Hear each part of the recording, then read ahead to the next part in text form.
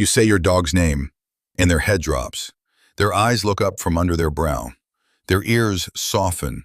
Their body gets smaller. And suddenly, you feel it. That little stab in your chest. They look guilty. They look like they know. They look like they are saying, "Please do not be mad at me." But here's the strange part. That look does not always mean guilt. A dog can lower their head even when they have done nothing wrong. They can do it when your voice gets serious. They can do it when the room gets tense. So when your dog puts their head down while you talk to them, the question is not just, what did they do? The better question is this: what are they reading in you? Dogs are experts at tiny human changes. They notice the way your voice tightens before you realize it has changed. They notice when your shoulders go stiff. They notice when your footsteps become faster, when your breathing changes, when your face becomes serious. To a dog, your words are only part of the message. That is why a dog may lower their head when you are not yelling. You may simply be using the voice you use when something is wrong. Their body hears that voice before their brain can understand the sentence. And the lowered head becomes a quiet signal. I am not trying to fight. I am not a threat. Please keep this moment safe. This is one reason people often mistake the posture for guilt. The dog looks small, soft, and apologetic. Their eyes may avoid direct contact. Their ears may move back. They may lick their lips, blink, yawn, turn slightly away, or freeze for a second.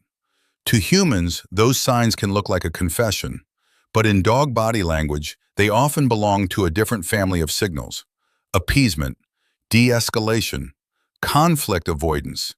In plain English, your dog may be trying to lower the temperature of the room. Imagine this: you come home and see trash on the floor. Before you say a word, your face changes. Your body leans forward. Your voice drops into that serious tone. Your dog lowers their head. Now it feels obvious. They know they did it. But dogs can show that same posture even when another dog made the mess, or when the trash fell by itself, or when they have simply learned that trash on the floor plus human serious voice means trouble is coming. That is not the same as a human moral confession. It is association. Dogs are very good at association. This situation predicts discomfort. This tone predicts correction. So the lowered head can be less about the past and more about the next few seconds. Your dog may not be saying, "I understand that I violated a household rule."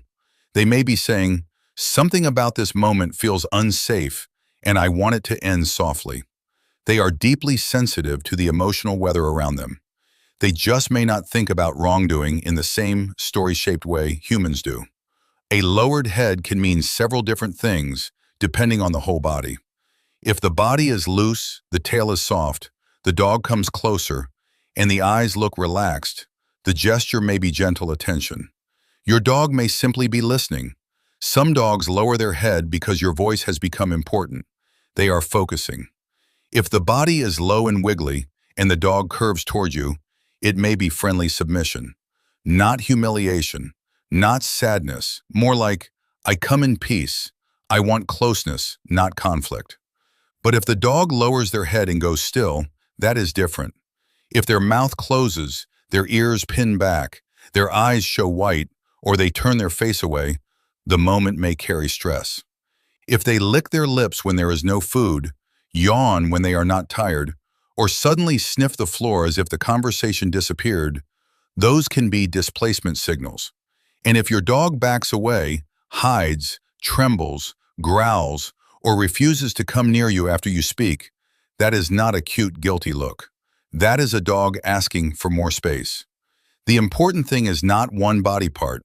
It is the whole pattern: head, ears, eyes, mouth, tail, weight, distance, and what happened right before the posture appeared. Sometimes the lowered head has nothing to do with your tone. It can be physical. A dog with neck pain may not want to lift their head. A dog with ear pain may hold their head oddly or avoid touch around the head. A dog with dental pain may lower their face, drool, chew differently, or turn away from food. An older dog may seem emotionally distant when their body is simply tired.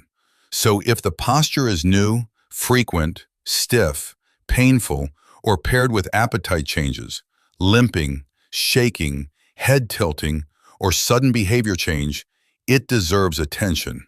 Not panic, attention. Because body language is emotional, but it is also physical. Discomfort can make a confident dog seem guilty. Pain can make an affectionate dog seem avoidant. Confusion can make a calm dog seem disobedient. That is why sudden changes matter. But because your dog has limited ways to say, something feels different.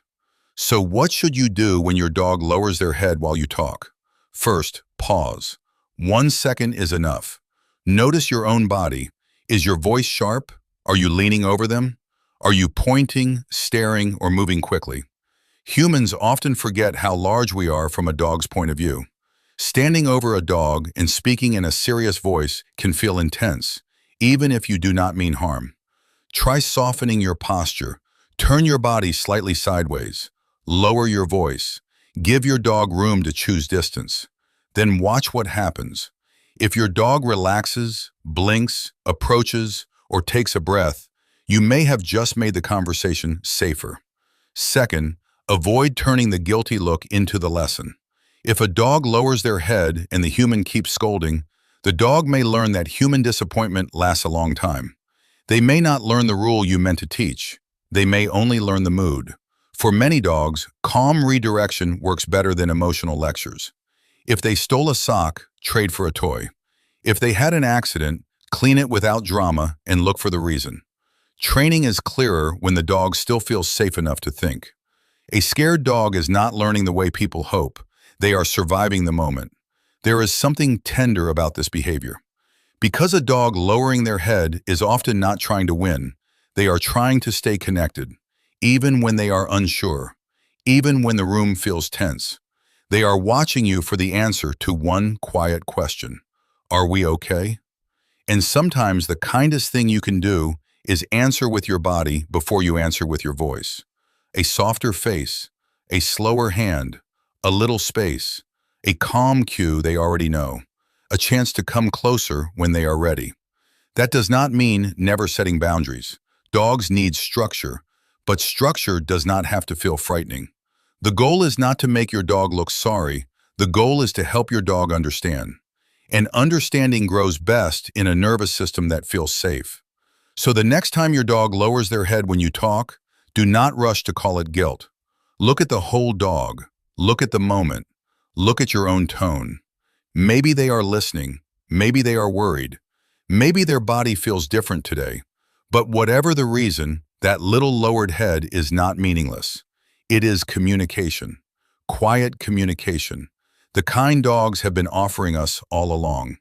And when we learn to read it gently, we do not just correct behavior. We protect trust.